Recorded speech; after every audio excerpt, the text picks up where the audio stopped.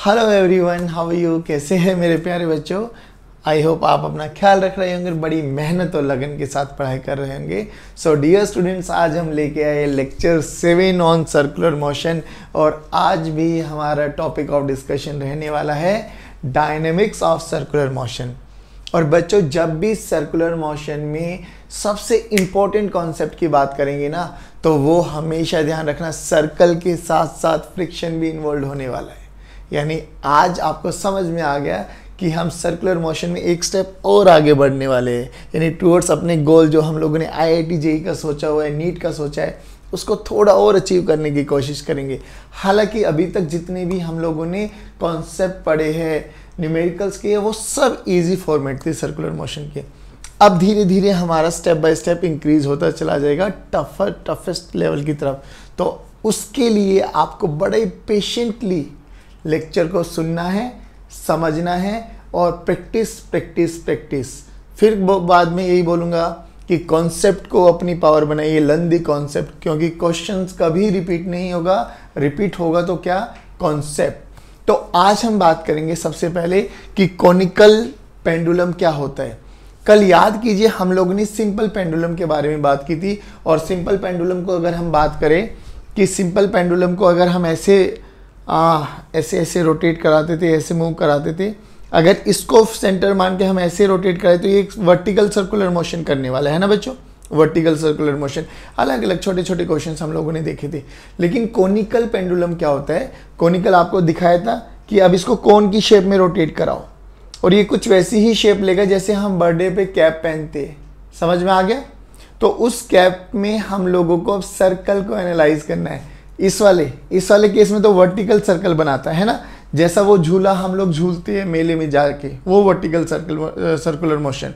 और ये कैसा हो जाएगा? ऐसे कॉनिकल शेप में घूमने वाला है। तो हमारे वो 3 क्वेश्चन, 3 स्टेप्स कौन से थे बच्चों?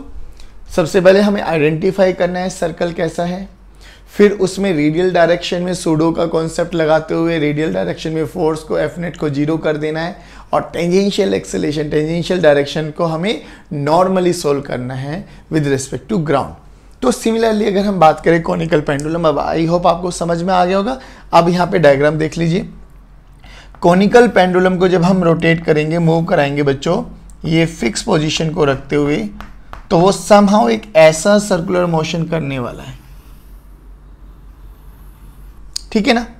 परफेक्ट। हाँ, और ये हम लोगों ने मान लिया कि इसकी लेंथ है, जो हमारी स्ट्रिंग थी उसकी लेंथ है L, और ये वर्टिकल के रेस्पेक्ट में जब वो घूमा नहीं था, इनिशियली जब वो अपनी मीन पोजीशन पे था, तो उसके बाद ये जो एंगल बना, ये थीटा इधर भी बना और ये थीटा इधर भी बना। ठीक है? अब जब ये घूमेगा तो इट इज क्वाइट ऑब्वियस, एक वाला पार्टिकल जैसे यहां से हम बात करें, ध्यान से देखना बच्चों, जब ये घूमेगा, अगर मैं इसको घुमाऊं तो ये कैसा सर्कुलर मोशन करने वाला है। तो यहाँ से आपको ये वाला चार्जर बाहर आते हुए दिखाई देगा, यहाँ से आपको ये चार्जर अंदर आते हुए दिखाई दे रहा होगा, देखो, है ना? यहाँ से बाहर और यहाँ से अंदर, और ऐसे करूँ तो यहाँ से अंदर, यहाँ से बाहर होगा ना, ऐसी। चलिए, अब हम सेम ऐसे ही कॉन्सेप्ट की बात कर रहे हैं कि मान लो जो भी पार्टिकल था आपके पास, जो भी पार्टिकल घूम रहा है, वो यहाँ से बाहर आ रहा है और यहाँ से अंदर जा रहा है, होगा। कितनी है? कुछ ना कुछ उसकी वेलोसिटी होगी, मान लो ये v वेलोसिटी है, और डॉट रिप्रेजेंट्स आपके पास कि आउट ऑफ द प्लेन बाहर आ रहा है और यहां से वो अंदर जा रहा है घूमते हुए। ठीक है? चलिए, अब अगर हम बात करें, हमें सबसे पहला स्टेप क्या था बेटे? Identify the circle. तो सर्कल तो ये बना सर हमारे पास, सर्कल तो ये बना, दिस इज सर्कल। तो उसका ये सेंटर होगा और ये रेडियस होगा। लेकिन हमें गिवन क्या है? हमें length of the string given है। तो अगर हम बात करें थोड़ा इसको पे देखिए, तो यहां पे ये स्ट्रिंग थी बच्चों, और स्ट्रिंग में क्या आ जाएगी? टेंशन। परफेक्ट। यहां पर इसका जो भी पार्टिकल हमारे पास मूव कर रहा है, जिसका मास m है, उस पे mg लगेगा डाउनवर्ड डायरेक्शन में। ठीक है बच्चों? तो अब ध्यान से देखना, तो अब होगा क्या? जब इसमें टेंशन T आ गई, इसमें mg नीचे लगा, तो अगर मैं इसके 2 कंपोनेंट्स करूं टेंशन के, तो ये एंगल थीटा, तो ये एंगल भी थीटा, यानी इधर लगेगा T cos थीटा और इधर लगेगा टी साइन थीटा। ठीक है, सिमिलरली यहां पर भी हम बात करते हैं, ये टी इधर लगा टी कोस थीटा और इधर लगा बच्चों टी साइन थीटा। अब हमें क्या करना है, रेडियल डायरेक्शन में तो सूडो का कॉन्सेप्ट लगाना है। तो इसकी वेलोसिटी यहां पर v थी, ये ऐसे घूम रहा था, ठीक है ना। तो इसके रेस्पेक्ट में रेडियल डायरेक्शन में एफ नेट 0 होना चाहिए, यानी इस पे एक फोर्स लगेगा mv²/r। लेकिन बात ये हो गई बच्चों कि हमारे पास r गिवन नहीं है, हमारे पास क्या गिवन है, l। ये लेंथ ऑफ द स्ट्रिंग है। अब अगर ये length of the string given है, हमें ये एंगल हमें थीटा गिवन है और हमें ये रेडियस चाहिए ना, this is the radius of the circle, ये रेडियस हमें चाहिए। तो क्यों ना मैं इस l के दो कंपोनेंट कर दूं बच्चों। तो l का ये कंपोनेंट कितना हो जाएगा, this is l cos theta and this is l sin theta. तो हमारे पास रेडियस कितना आ गया बच्चों, l sin थीटा। ध्यान रखना बच्चों। चलिए अब हमें क्या करना है, आइडेंटिफाई द सर्कल हो गया, रेडियल डायरेक्शन में एफ नेट 0, रेडियल डायरेक्शन ये रही, एफ नेट 0 का मतलब अंदर लगने वाला force must be equal to बाहर लगने वाला फोर्स, यानी T sine theta must be equal to mv²/r और r की वैल्यू कितनी है बच्चों, l sin थीटा, यानी mv²/l sin थीटा। लो जी, ये डायरेक्शन आ गई, इक्वेशन आ गई 1 हमारे पास। और टेंजेंशियल डायरेक्शन को नॉर्मली ग्राउंड के फ्रेम में कर लीजिए। ग्राउंड के रेस्पेक्ट में क्या दिख रहा है, टी कोस थीटा नीचे ऊपर है, mg नीचे है, तो T cos theta must be equal to mg। लो जी बच्चों, सेकंड इक्वेशन क्या आ गई बच्चों, T cos theta must be equal to m into g. अब दो इक्वेशन को देखिए क्या बनी हमारे पास, टी साइन थीटा ये बनी हमारे पास mv²/l साइन थीटा। दूसरा क्या बना, T cos theta this is equal to m into g. अब ध्यान से देखना, वेरिएबल क्या क्या हो सकते हैं बच्चों, टी वेरिएबल हो सकता है, वेरिएबल कौन कौन हो सकते हैं, T, theta, m, velocity and length. T, theta, m, velocity and length, कितने वेरिएबल हो गए, 5। इक्वेशन कितनी है, 2। तो मैथ्स का रूल क्या कहता है, जितने वेरिएबल उतनी इक्वेशन, यानी इन 5 वेरिएबल में से कोई भी 3 वेरिएबल आपको गिवन होंगे, 3 आपको नॉन होंगे और 2 आपको कैलकुलेट करने होंगे, तो इजीली हम निकाल सकते हैं। ये स्टैंडर्ड इक्वेशन आपको याद रखनी है जब भी कॉनिकल पेंडुलम के रिलेटेड क्वेश्चंस आते हैं। तो जल्दी बताइए। फिर कह रहा हूँ कॉनिकल पेंडुलम में क्या होगा कि आप एक फिक्स पॉइंट पे रख के ऐसे ऐसे रोटेट कराओगे, तो रोटेट कराओगे तो जो सर्कल होगा वो हॉरिजॉन्टल में होने वाला है, ठीक है ना। अब उस हॉरिजॉन्टल में हमें गिवन क्या था, हमें यहाँ पे length of the string given थी, लेकिन पार्टिकल ऐसे सर्कुलर मोशन करने वाला है तो हमें उसका रेडियस चाहिए था, ये रेडियस हो गया। रेडियस नहीं गिवन तो इस लेंथ के हमने 2 कंपोनेंट कर ली।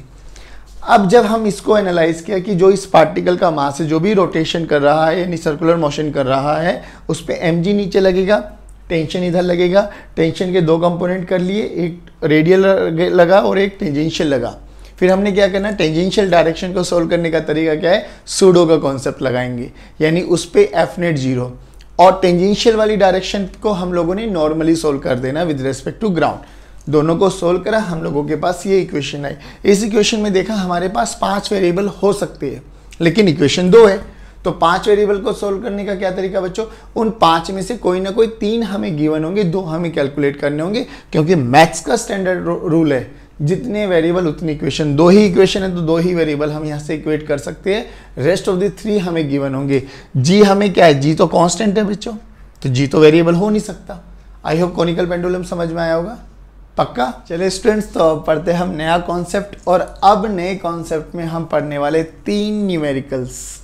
उन 3 न्यूमेरिकल्स के बेसिस पे हम कॉन्सेप्ट पढ़ेंगे सर्कुलर विद फ्रिक्शनल। याद करना, कॉन्सेप्ट सीखना बहुत इंपॉर्टेंट है, तो टेंशन मत लेना, कॉन्सेप्ट सीखने की कोशिश करना। फ्रिक्शन अभी अभी आप लोगों ने खत्म किया, तो फ्रिक्शन भूले तो नहीं होंगे। बात समझ में आई ना। तो पहला क्वेश्चन देखिए क्या होता है कि हमारे पास एक ना हॉरिजॉन्टल टेबल है। टेबल देखिए ना, हम लोगों के पास घर में जो टेबल होती है, उस टेबल पे हम लोगों ने क्या किया, पहले थोड़ा सा विजुअलाइज कीजिए। हमने एक स्ट्रिंग ली और एक एंड स्ट्रिंग का तो ना फिक्स कर दिया कोई भी एक कील वगैरह के साथ, और दूसरे एंड पे रख दिया हम लोगों ने ब्लॉक। तो समझ गए सिचुएशन क्या है, टेबल है, टेबल पे हम लोगों ने एक स्ट्रिंग ली, एक एंड को फिक्स कर दिया, दूसरे एंड के साथ ब्लॉक रख दिया और ब्लॉक को हम लोगों ने कुछ वेलोसिटी दे दी v0। अब उसको बनाने की कोशिश करते हैं कि लेट्स से ये हमारे पास कोई भी एक टेबल है, ठीक है बच्चों, विजुअलाइज करना, समझ में आ जाएगी, ठीक है। और इस पर हम लोगों ने यहां पर एक स्ट्रिंग को फिक्स कर दिया और यहां पे लगा दिया एक ब्लॉक m, और इसको इनिशियली हम लोगों ने वेलोसिटी दे दी v0 और ब्लॉक और टेबल के बीच में फ्रिक्शन है म्यू। सबसे पहली बात, तो अब मैं कुछ क्वेश्चंस पूछूंगा, आपको आंसर देना है। पहली बात बताइए, क्या ये जो इनिशियल वेलोसिटी है ये थ्रू आउट कांस्टेंट होगी या चेंज होगी? सबसे पहले तो v0 के बारे में क्या ख्याल है, कांस्टेंट रहेगी या वेरिएबल होगा? दूसरा कि जो फ्रिक्शन लगने वाला है, फ्रिक्शन लगने वाला है वो कैसा लगने वाला है, स्टैटिक या काइनेटिक, स्टैटिक या काइनेटिक? और थर्ड कि फ्रिक्शन की डायरेक्शन किधर होने वाली है, फ्रिक्शन किधर लगेगा, यानी डायरेक्शन भी हमें पता होनी चाहिए। अगर ये सब चीजें पता हो गई तो हमसे क्वेश्चन में पूछा गया है find tension as a function of time, find tension as a function of time, ये हमसे क्वेश्चन पूछा गया है। मैं फिर कह रहा हूं क्वेश्चन को थोड़ा सा एनालाइज करना बच्चों, अभी पैनिक मत होना। अब फ्रिक्शन की डायरेक्शन के लिए मैं कुछ यहां पर ऑप्शंस बना देता हूं आपको, first number, second number, third number, fourth number, fifth, sixth, seventh और एट्थ। इन 8 डायरेक्शन में फ्रिक्शन किधर लगने वाला है। अब आपको समझने की कोशिश करना है फ्रिक्शन कैसा होगा, स्टैटिक का होगा या काइनेटिक होगा। और स्टैटिक होता है तो स्टैटिक में भी वो 0 से लेके मैक्सिमम लिमिटिंग तक कोई भी वैल्यू ले सकता है, ठीक है ना। स्पीड के बारे में क्या ख्याल है, वो कांस्टेंट रहेगी या वेरिएबल हो जाएगी, यानी चेंज होगी।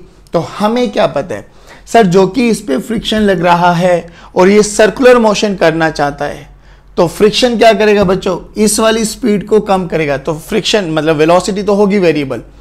अच्छा, अब इस वाली टेबल में देखिए और ब्लॉक में देखिए रिलेटिव मोशन आ गया। रिलेटिव मोशन हो गया तो कैसा फ्रिक्शन हो गया, काइनेटिक। याद है ना बच्चों। अब देखो ध्यान से, एक एग्जांपल दे, मेरा हाथ है और ये चौक है, रेस्ट पर है, लेकिन हाथ चल रहा है तो हाथ और चौक के बीच में कौन सा फ्रिक्शन, जल्दी बोलिए कौन सा फ्रिक्शन, स्टैटिक फ्रिक्शन, क्योंकि सर इन दोनों में कोई भी रिलेटिव मोशन नहीं हुआ। हाँ, अगर हाथ चलते चलते चौक भी चलना स्टार्ट हो जाती तो अब कौन सा फ्रिक्शन, काइनेटिक फ्रिक्शन, क्योंकि सर इन दोनों केसेस में केवल और केवल फ्रिक्शन ही रिस्पॉन्सिबल रहेगा, या तो इसको रोके रखने के लिए या इसको चलाने के लिए। ये बात समझ में आई। चौक है, चल रहा हूं, हाथ भी चल रहा है, चौक भी चल रही है, लेकिन इनको रोकने के लिए हाथ और चौक के बीच में कौन लग रहा है जो चौक को रोके हुए, फ्रिक्शन।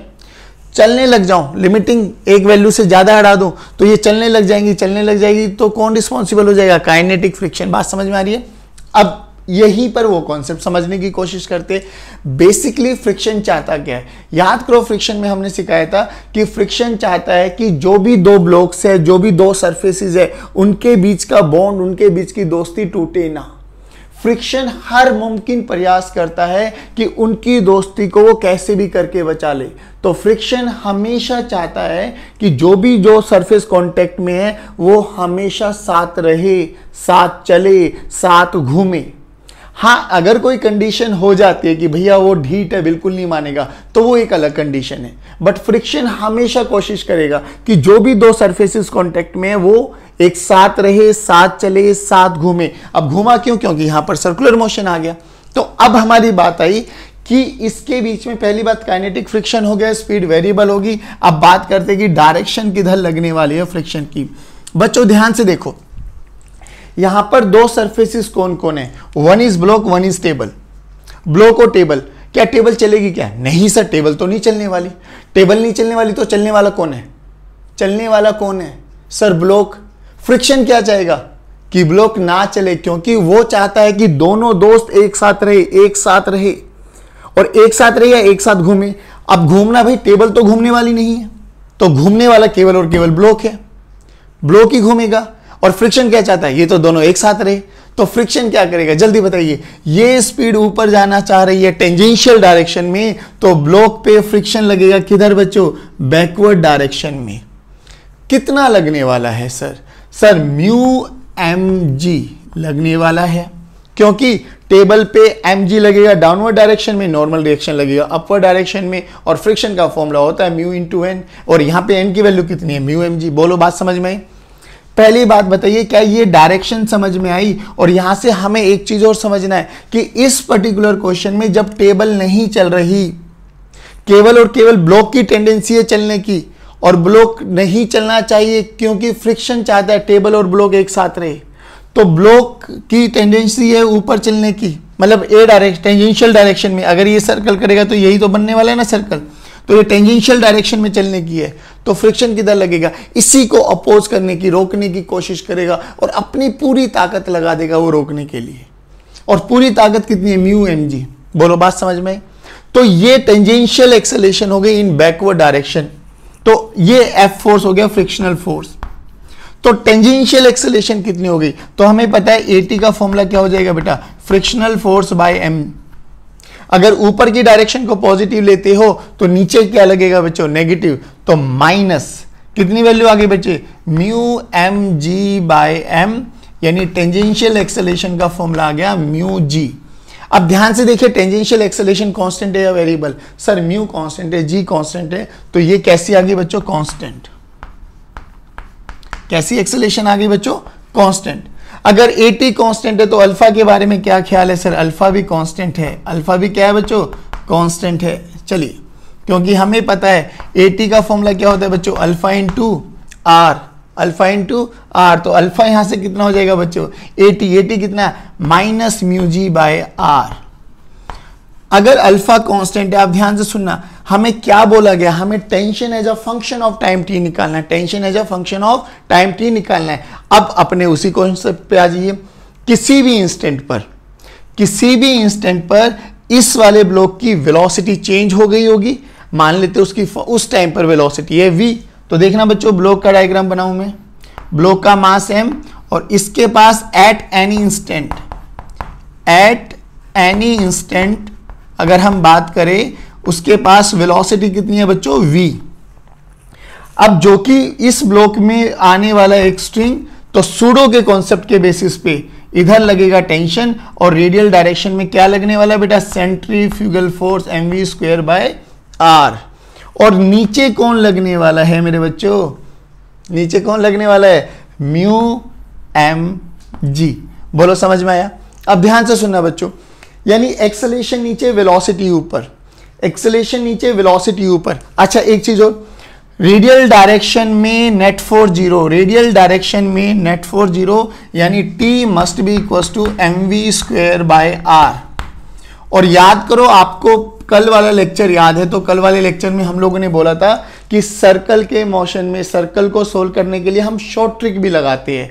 यानी अगर इस सर्कल को मैं तोड़ के एक स्ट्रेट लाइन कर दूं और मैं केवल और केवल टेंजेंशियल एक्सेलेरेशन को लगाऊं, और देखिए इस केस में टेंजेंशियल एक्सेलेरेशन क्या है, कांस्टेंट, तो मैं डायरेक्ट एक फॉर्मूला लगा सकता हूं, v this is equal to u plus AT into T. याद करो, आपको पता है तो v क्या है, वेलोसिटी, फाइनल वेलोसिटी कितनी मानी, v। u क्या, इनिशियल वेलोसिटी कितनी थी बच्चों, v नॉट। एक्सेलेरेशन एटी कितनी है बच्चे, माइनस म्यू जी इंटू टी। या तो आप ऐसे कर लो डायरेक्ट, अगर किसी बच्चे को नहीं याद है तो हम लोग यूज कर सकते हैं, omega final is equal to omega initial plus alpha into T. Yes या नो बोलो बच्चों। ओमेगा फाइनल को क्या लिख सकते हैं, v by R. Omega initial क्या हो सकता है बच्चों, v not by R, plus alpha की वैल्यू देखिए बच्चों, minus mu ji by R into T. R will cancel out, वही रिलेशन बन गया। जैसे आपको याद करना है वैसे कर लीजिए। अब हमें क्या हुआ सर, v फाइनल वेलोसिटी मिल गई, मतलब वेलोसिटी उस इंस्टेंट पे मिल गई हमें, कितनी है, v not minus mu ji T. अब याद करो, हमें tension as a function of time निकालना है, और यहां से हमें velocity as a function of time निकल गई। तो क्यों ना इस इक्वेशन को इक्वेशन नंबर सेकंड बोल देते हैं, इसको फर्स्ट बोल देते हैं, पुट सेकंड इन फर्स्ट। तो टेंशन का फॉर्मूला क्या आ गया बच्चों, देखिए tension this is equal to m by r as it is रहेगा, m by r as it is रहेगा। v का फॉर्मूला देखिए, v नोट माइनस म्यू जी टी का होल स्क्वायर। लो जी, दिस इज द फंक्शन, या you can say tension as a function of time t. लेकिन अभी आपको याद क्या करना है, मैं फिर कह रहा हूं बच्चों, हमें कॉन्सेप्ट को पकड़ना है। कॉन्सेप्ट में क्या देखा कि हम लोगों ने एक ऐसा प्लेस, ऐसा पार्टिकल माना है कि एक तो टेबल मान लिया और टेबल पे एक पार्टिकल सर्कल में घूम रहा है, ठीक है ना। टेबल नहीं चल रही तो हम लोगों ने देखा फ्रिक्शन किधर लगा, टेंजेंशियल डायरेक्शन में लगा। क्योंकि फ्रिक्शन क्या चाहता है कि दोनों दोस्त एक साथ रहे, वो नहीं चाहेगा कि दोनों दोस्त अलग अलग हो जाए। वो अपनी हर एक मैक्सिमम वैल्यू तक जाने के लिए तैयार रहता है और कोशिश करेगा वो कि दोनों दोस्त, दोनों का बॉन्ड ना टूटे, चले तो साथ, रुके तो साथ और घूमे तो भी साथ। लेकिन अभी यहां पे क्या समझ में आया भैया, उसको समझ में आ गया टेबल तो नहीं घूमने वाली। फ्रिक्शन बहुत समझदार है क्योंकि फ्रिक्शन को फिजिक्स आती है। अब देखिए उसको क्या लगा, उसको लगा यहां टेबल तो नहीं चलने वाली, चलेगा कौन, ब्लॉक। तो ब्लॉक को रोका जाए, अगर दोनों को साथ रखना है तो ब्लॉक को रोक लो। ब्लॉक को रोकने के लिए क्या करेगा, वो फ्रिक्शन लगाएगा किस पे, ब्लॉक पे, किधर, टेंजेंशियल डायरेक्शन में। तो बस यहां पे लग गया हमारे पास, टेंजेंशियल डायरेक्शन में लग के फिर तो हम लोगों को आता है कि भैया किसी भी इंस्टेंट पर इसके पास वेलोसिटी, इसलिए मैंने बोला वेलोसिटी वेरिएबल रहेगी, तो जैसे ही टाइम चेंज होता चला जाएगा कोई ना कोई वेलोसिटी की अपनी वैल्यू हो जाएगी, तो वेलोसिटी पता लग जाएगी। अब वेलोसिटी कितनी होगी उसके लिए हमें at चाहिए।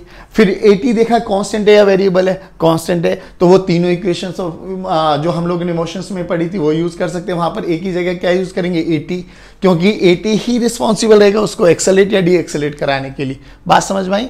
आई होप ये वाला कॉन्सेप्ट आपको समझ में आया होगा बच्चों। मैं फिर कह रहा हूं कॉन्सेप्ट को समझना। और इस केस में क्या देखा कि जो फ्रिक्शन है वो किधर लगा है, टेंजेंशियल डायरेक्शन में लग रहा है। अब दूसरा कॉन्सेप्ट पढ़ेंगे जिसमें फ्रिक्शन रेडियल डायरेक्शन में लगने वाला है। फिर तीसरा कॉन्सेप्ट पढ़ेंगे जहां पर टेंजेंशियल भी आ जाएगा और रेडियल भी आ जाएगा। That's it.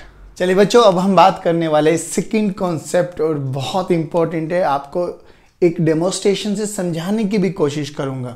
आप समझना क्वेश्चन क्या बोला गया है कि एक डिस्क है बच्चा, डिस्क तो देखी होगी ना, जस्ट लाइक आवर सीडीज, और उस डिस्क को एक ओमेगा से, कांस्टेंट ओमेगा से घुमाया गया, ठीक है। और यहां पर एक ब्लॉक भी रखा गया है जिसका मास है m, ठीक है। उन्होंने बोला कि इसको जब हम घुमाएंगे वो ओमेगा मैक्सिमम कितना होना चाहिए सच दैट इन दोनों डिस्क और इस ब्लॉक के बीच में कोई भी स्लिपिंग ना हो। Find omega maximum such that there should be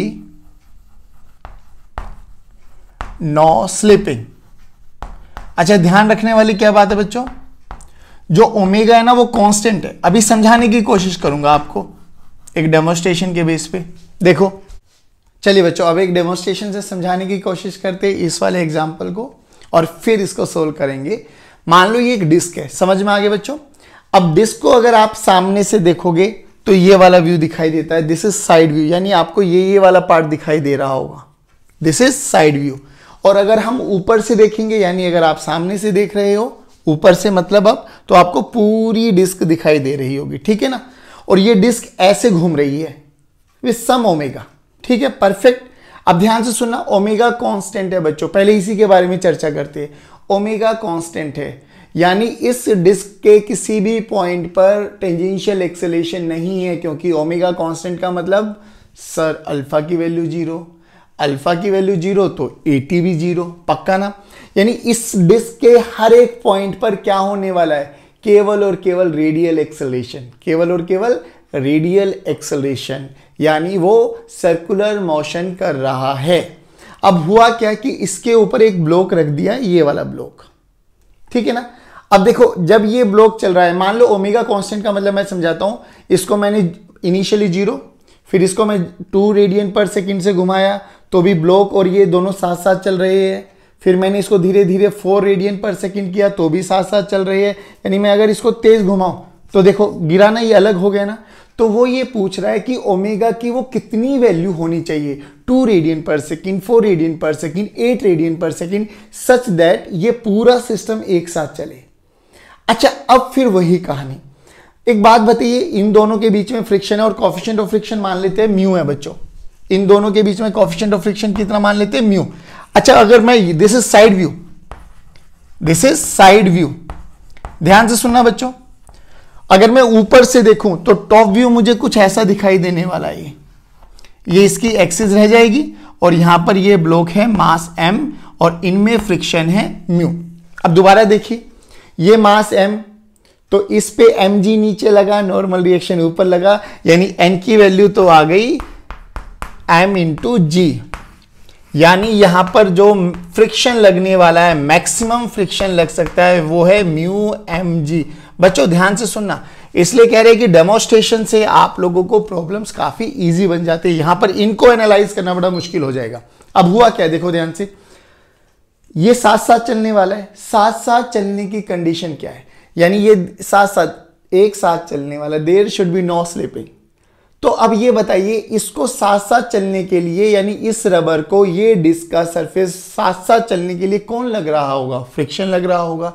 अब बताइए इन दोनों के बीच में कैसा फ्रिक्शन, जल्दी बताइए। स्टैटिक काइनेटिक, स्टैटिक काइनेटिक, हाँ वेरी गुड, क्या आंसर है? स्टैटिक, क्योंकि there is no relative motion between these two surfaces. बात समझ में आई ना? तो फ्रिक्शन कैसा हुआ बच्चों? स्टैटिक। अब याद करो, स्टैटिक फ्रिक्शन होता है तो Fs तो कुछ भी वैल्यू ले लेता है, 0 से लेके F मैक्सिमम या यू कैन से लिमिटिंग के बीच में। मैं फिर कह रहा हूं, फ्रिक्शन की अगर कॉन्सेप्ट आपके बहुत कमजोर है तो ये चैप्टर बहुत मुश्किल हो जाएगा आप लोगों के लिए। चलिए जी, अच्छा एक चीज और बताइए, अब इसको गोल गोल घुमाने के लिए, इस रबर को इस सरफेस पर घुमाने के लिए कौन रिस्पॉन्सिबल रहेगा? Sir friction force. सोचो, ये डिस्क तो चल रही थी, अगर ये नहीं चलेगी तो फ्रिक्शन क्या करेगा? भैया ये नहीं चलेगी तो ये अलग अलग हो जाएंगे। और फ्रिक्शन क्या चाहता है? फ्रिक्शन चाहता है कि ये दोनों साथ रहे, दोस्ती टूटे ना, टूटे ना। तो फ्रिक्शन क्या करेगा? सर इसमें टेंजेंशियल या रेडियल किस डायरेक्शन में लगेगा? जल्दी बताइए। फ्रिक्शन क्या करेगा? फ्रिक्शन इसको घुमाएगा ना, और फ्रिक्शन इसको कैसे घुमाएगा? सर ये भी घूम रही है, तो जहां पर ये वाली रबर रखी गई है उसके नीचे वाला डिस्क का पार्ट देखिए, डिस्क का पार्ट देखिए, क्या डिस्क वाला वो पार्ट सर्कुलर मोशन कर रहा है? यस। और सर्कुलर मोशन के लिए कौन रिस्पॉन्सिबल है? रेडियल या टेंजेंशियल? सर आपने तो बोला ओमेगा कांस्टेंट है, ओमेगा कांस्टेंट है, टी की वैल्यू तो 0 है, तो केवल और केवल इसके हर पार्ट पे कौन लगेगा? रेडियल। अब बताइए, रबर को कौन घुमा रहा है? फ्रिक्शन। तो फ्रिक्शन किधर लगना चाहिए? किधर लगना चाहिए? Radially, inward, perfect. तो यहां पर फ्रिक्शन किधर लगेगा बच्चों? देखिए ध्यान से सुनिए, फ्रिक्शन लगेगा इस डायरेक्शन में। क्यों लगेगा? क्योंकि फ्रिक्शन चाहता है कि ब्लॉक यानी डिस्क और ये ब्लॉक साथ साथ घूमे। डिस्क को घूम रही थी तो इस ब्लॉक को कौन घुमाएगा? फ्रिक्शन। साथ साथ रहना है तो ये भी इसके साथ साथ चलना चाहिए, और साथ साथ चलना चाहिए तो टेंजेंशियल एक्सेलरेशन तो नहीं है, क्योंकि ओमेगा की वैल्यू क्या है? कांस्टेंट। तो फ्रिक्शन कौन सी एक्सेलरेशन प्रोवाइड करेगा? रेडियल। किधर? तो फ्रिक्शन लगेगा इनवर्ड डायरेक्शन में। बोलो समझ में आया? अगर फ्रिक्शन इनवर्ड डायरेक्शन में लगेगा और ये घूम रहा है तो विद रेस्पेक्ट टू यही रेडियल एक्सेलरेशन को देखिए, रेडियल वाले फोर्सेस को देखिए, तो बाहर लगेगा कौन? mv²/r। लेकिन v नहीं है, तो v नहीं है तो हमें पता है v की वैल्यू क्या होती है? r omega.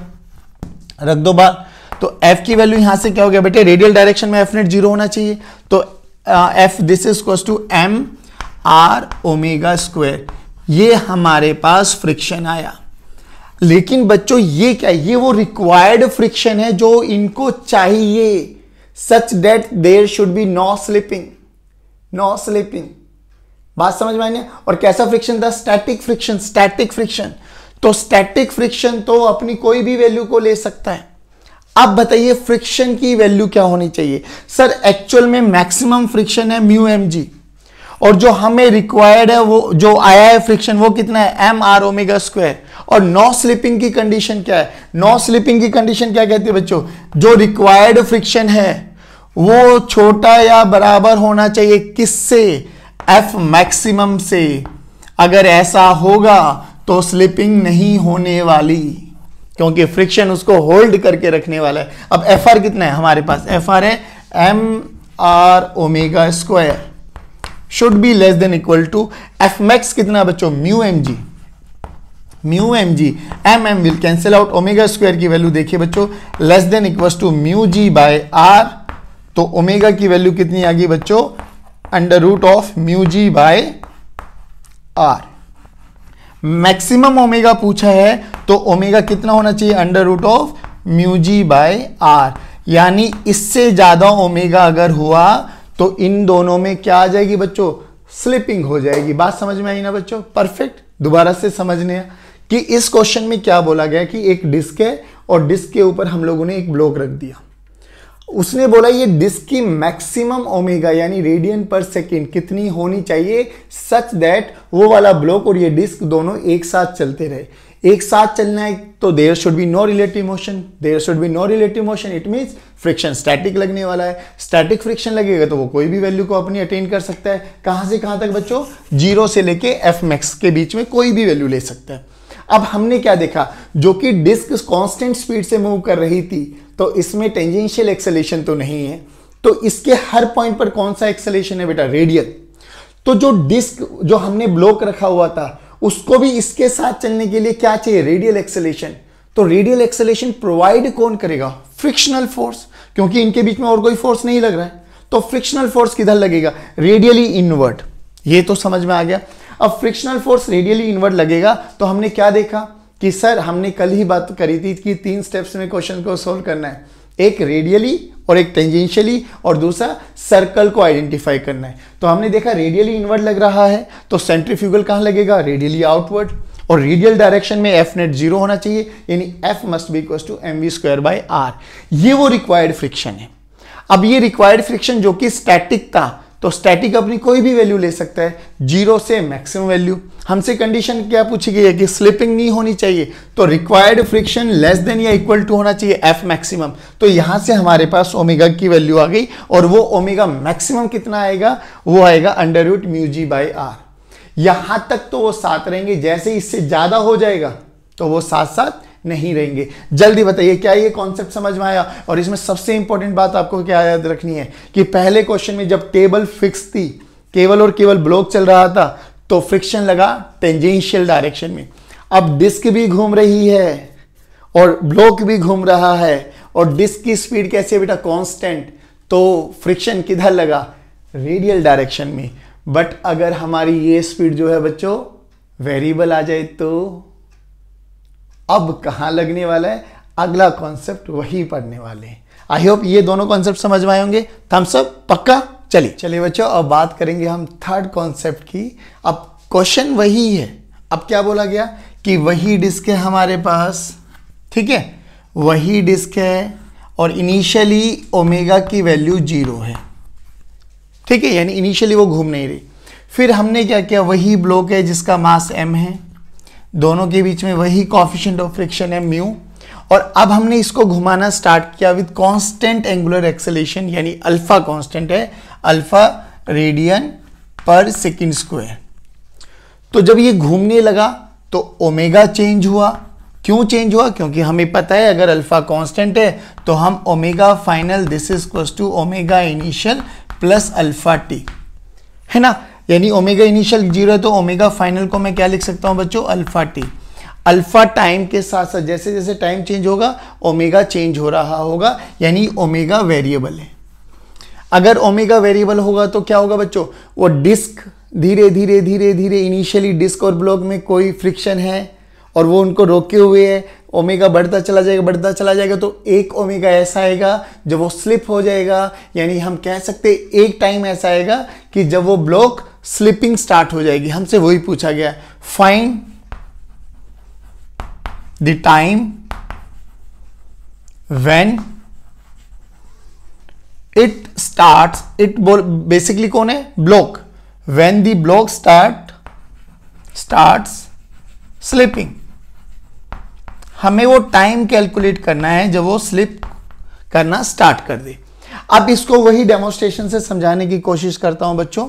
देखिए इनिशियली 0, अभी पहले इसको समझने की कोशिश करना, और इससे पहले वाले क्वेश्चन में क्या बोला गया था, ये एक ओमेगा कांस्टेंट से मूव कर रहा था, कांस्टेंट ओमेगा से मूव कर रहा था, it means there is no tangential acceleration, यानी इस डिस्क के हर पार्टिकल पे केवल और केवल रेडियल एक्सेलरेशन थी। जब ये ब्लॉक रख दिया तो इन दोनों के बीच में लगेगा फ्रिक्शनल फोर्स, दोनों को साथ साथ चलना है, तो frictional force is only requirement, only necessary condition to provide centripetal acceleration या you can say radial acceleration. तो वहां देखा था फ्रिक्शन ने कैसा प्रोवाइड किया था, रेडियल एक्सेलरेशन। लेकिन अभी वाले क्वेश्चन में क्या है बच्चों, ओमेगा कॉन्टिन्यूसली चेंज हो रहा है, यानी वो 0, 2, 4, 6, 8, 10 ऐसे करते करते चेंज हो रहा है। वो चेंज हो रहा है तो इस डिस्क के किसी भी पार्टिकल को देखो, उसके पास दोनों ही एक्सेलरेशन है, यानी टेंजेंशियल भी और रेडियल भी। पक्का जब ये ओमेगा स्पीड चेंज हो रही है यानी अल्फा चेंज हो रहा है, बात समझ में आ रही है ना, अल्फा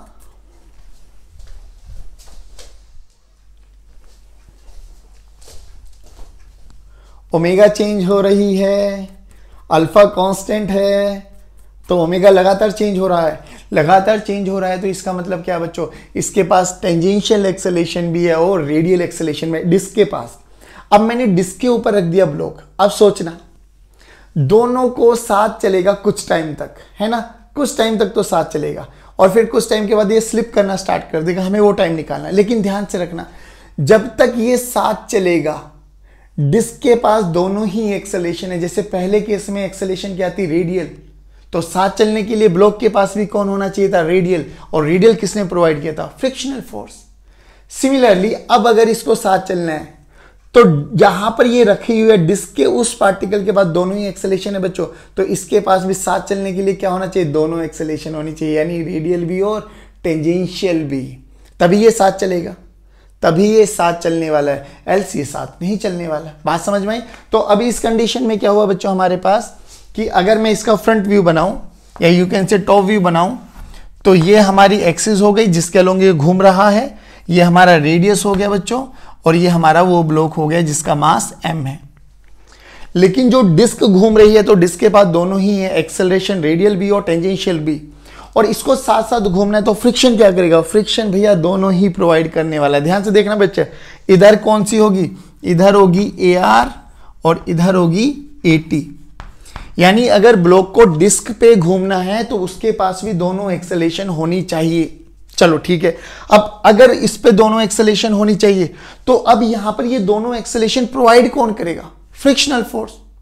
तो इन दोनों का नेट किधर जाएगा, ए डायरेक्शन में, ए नेट, यानी इस पे फोर्स कितना लगेगा, एम ए नेट। अब ये एम ए नेट प्रोवाइड कौन करेगा भाई, केवल और केवल फ्रिक्शनल फोर्स, क्योंकि डिस्क और रबर के बीच में या डिस्क और ब्लॉक के बीच में और कोई फ्रिक्शन और कोई फोर्स नहीं लगा हुआ है। तो this is our required frictional force, ये है रिक्वायर्ड फ्रिक्शनल फोर्स। तो यहां पर और इंटरेस्टिंग फैक्ट क्या देखा बच्चों कि फ्रिक्शनल फोर्स यहां पर दोनों ही एक्सेलरेशन प्रोवाइड कर रहा है। इसलिए मैंने पहली लाइन में बोला था कि फ्रिक्शनल फोर्स बहुत इंटेलिजेंट है, उसको फिजिक्स आती है। अब तीनों क्वेश्चंस को, तीनों इलस्ट्रेशन को आप एक बार देखिए। पहले क्वेश्चन में फ्रिक्शन लगा टेंजेंशियल के अलोंग, दूसरे में लगा रेडियल के अलोंग, और तीसरे में लग रहा है दोनों के अलोंग। अब ध्यान से सुनना, ये अगर हमारा रिक्वायर्ड फ्रिक्शन है तो फ्रिक्शन का एक कंपोनेंट रेडियल एक्सेलरेशन प्रोवाइड करेगा और एक कंपोनेंट टेंजेंशियल एक्सेलरेशन प्रोवाइड करना है, क्योंकि फ्रिक्शन तो चाहता है कि दोस्ती टूटे ना, वो किसी भी हद तक जा सकता है और अपनी मैक्सिमम वैल्यू तक, कि भैया टूटने तो नहीं दूंगा। हाँ, उसके बाद अगर कुछ कंडीशन और आ जाती है तो फिर वो भी हेल्पलेस होगा, बट वो हर एक कंडीशन पे चाहता है कि दोनों का संगम, दोनों का साथ बना रहे। अब ध्यान से देखना बच्चों, तो यहां पे ए नेट कितनी आ गया, अब हमें ए नेट आना चाहिए बच्चों।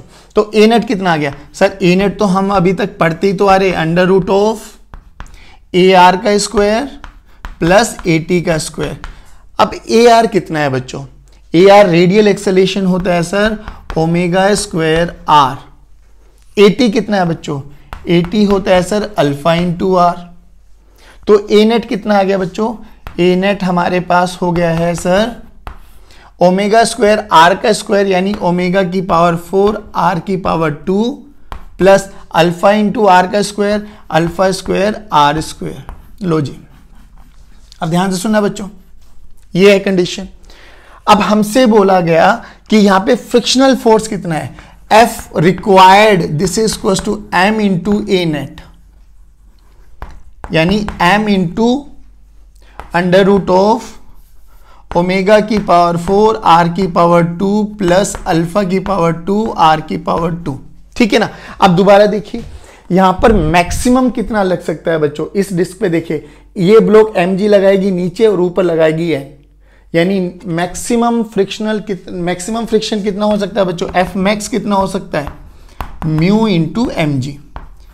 अब देखो साथ रहने की क्या कंडीशन है बच्चों, साथ रहने की कंडीशन कि भैया जो रिक्वायर्ड फ्रिक्शन है ना एफ आर वो छोटा या बराबर होना चाहिए मैक्सिमम फ्रिक्शन से, तो वो साथ रहेंगे, वरना उसके बाद वो स्लिप कर जाएंगे, खत्म। तो एफ आर कितना बच्चों, M under root of omega की पावर 4 आर की power 2 plus alpha square are square, और मैक्सिमम फ्रिक्शन कितना बच्चों, म्यू एम जी। देखो ध्यान से M M will cancel out, ठीक है ना। अब यहां से देखिए अगर हम यहां से क्या करें बेटे, दोनों तरफ क्या कर ले, स्क्वायरिंग कर देते हैं ना, हाँ दोनों तरफ स्क्वायरिंग कर दो, तो यहां पे क्या बचा बच्चों, ओमेगा की पावर 4 आर की power 2 plus alpha square are square less than equal to mu square ji square. ठीक है। अब देखिए क्या करें, इसको इधर लेके चले जाओ, ओमेगा की पावर 4 आर की power 2 less than equal to mu square ji square minus alpha square are square. ठीक है ना। अभी देखिए ओमेगा की पावर 4 निकाल लेते हैं, ओमेगा की पावर 4 आर स्क्वायर को डिवाइड कर देते हैं, less than equal to mu square ji square minus alpha square are square की power divided by are square. अब बच्चों ध्यान से रखना, हमें तो टाइम चाहिए ना। अब टाइम देखिए ओमेगा को क्या लिख सकता हूं, omega this is equal to alpha into T लिख सकते हैं हम, अल्फा इंटू टी। तो यहां पे क्या हो गया बच्चों, अल्फा की पावर 4 टी की power 4 less than equal to mu square ji square minus alpha square are square divided by are square. Time चाहिए तो अल्फा की वैल्यू को उधर लेके चले जाइए, तो टाइम की power 4 less than equals to 1 by alpha की power 4 mu square ji square minus alpha square are square by are square. T की पावर 4 है, उधर जाके क्या हो जाएगा बच्चों, टी की पावर 1/4, मतलब सभी की पावर 1/4।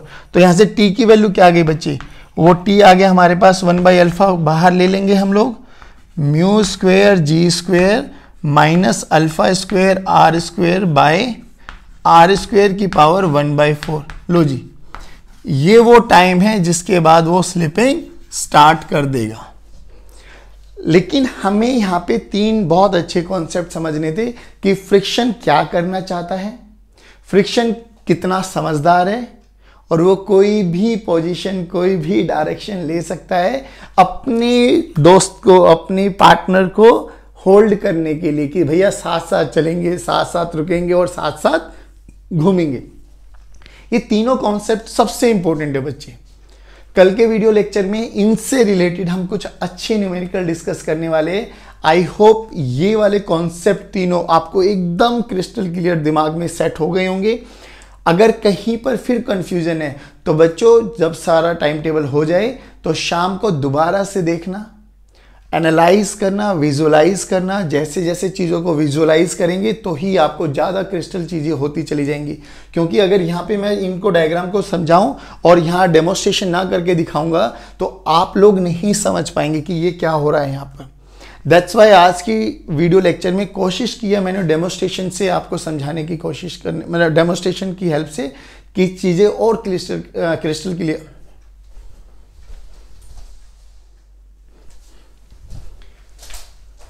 आज के इस वीडियो लेक्चर में मैंने कोशिश की है बच्चों आपको कि डेमोस्ट्रेशन की हेल्प से चीज़ें बहुत क्रिस्टल क्लियर वे में आप लोगों को समझ में आ जाए, आप विजुअलाइज कर पाओ उन चीज़ों को जिससे हम लोगों को दिमाग में बैठ जाए।